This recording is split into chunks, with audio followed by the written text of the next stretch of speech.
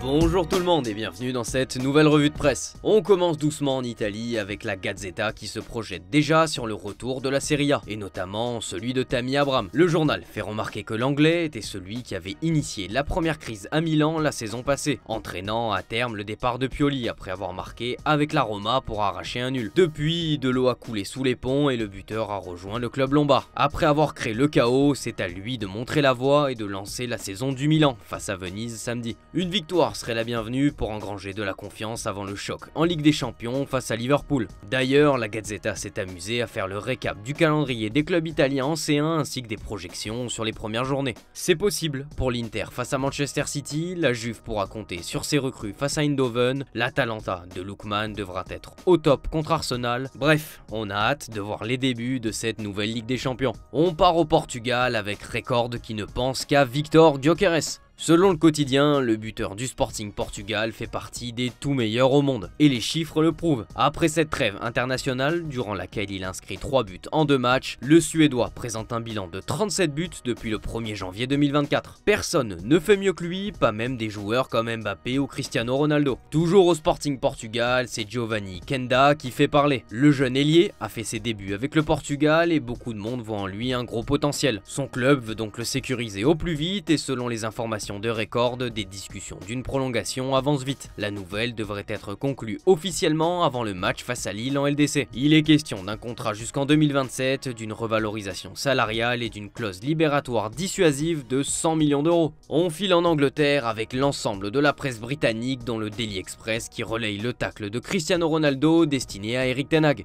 CR7 a critiqué son ancien coach après que ce dernier ait avoué que Manchester United ne pouvait pas remporter les trophées les plus prestigieux. Il a indiqué que Manchester est une équipe en transition et insiste sur le fait d'avoir besoin de plus de temps. Cette prise de parole était l'occasion pour le quintuple Ballon d'Or de prendre sa revanche sur celui qui l'avait écarté sur le banc lors de son retour à Old Trafford.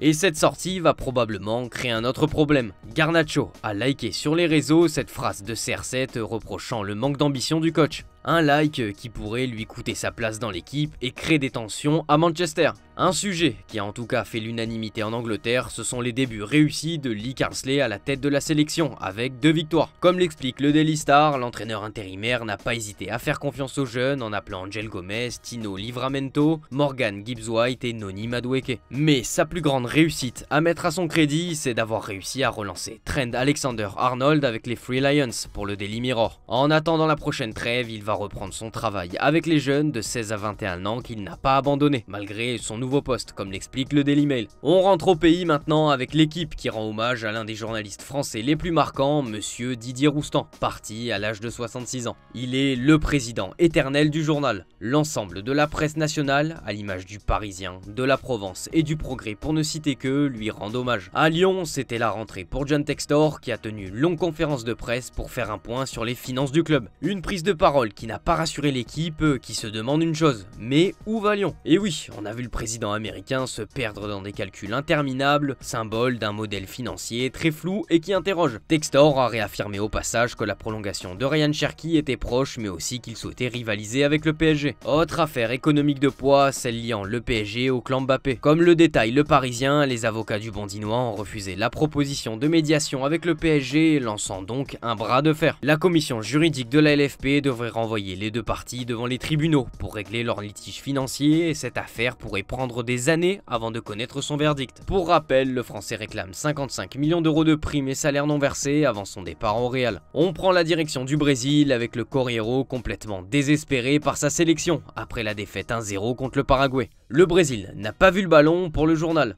Avec ce revers, la Seleção se retrouve 5e pour la qualification à la Coupe du Monde 2026. Le Brésil est en pleine crise et se voit vivement critiqué, à l'instar de Vinicius Junior. As en fait sa une et s'inquiète pour la star madrilène. Vini a perdu 17 ballons, n'a réussi qu'un dribble sur 4 et a gagné 2 duels sur 7. Une performance bien triste. Auteur seulement d'un but sur penalty et d'une passe décisive en 7 matchs, son début de saison est compliqué. Ce creux de forme, couplé à ses déclarations sur le racisme présent en Espagne, contrarie Florentino Pérez, comme l'explique Sport. À cause des sorties médiatiques du joueur, le Real n'a pas osé présenter sa candidature pour que le Bernabéu accueille la finale de la Coupe du Monde 2030. Par peur en fait que ce soit mal interprété en sous-entendant que le club ne soutient pas son joueur sur le racisme. Allez, on termine ce tour de la presse avec l'énorme chantier contractuel qui attend Barcelone, comme l'affiche Mundo Deportivo sur sa une.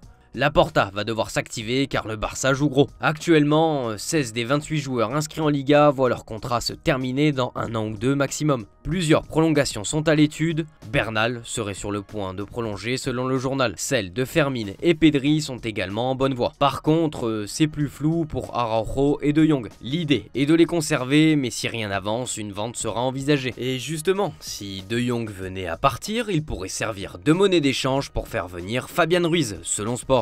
Le milieu espagnol plaît en Catalogne et le Barça mise sur le fait que Fabian Ruiz soit barré par la concurrence. Il serait seulement le 4e de la hiérarchie derrière Joao Neves, Vitinha et Zaïre Emery. Son manque de temps de jeu pourrait lui donner des envies de départ à Barcelone. À court terme en tout cas, un calendrier infernal attend le club catalan, avec 10 rencontres dont 6 à l'extérieur en l'espace de 20 jours. Un test décisif qui s'annonce pour Hansi Flick. Heureusement, il pourra compter sur le retour en forme de Lewandowski, comme le placard de Sport. C'est tout pour cette revue de presse les amis, merci de votre fidélité et on se dit à tout à l'heure pour le JT Foot Mercato. Ciao ciao.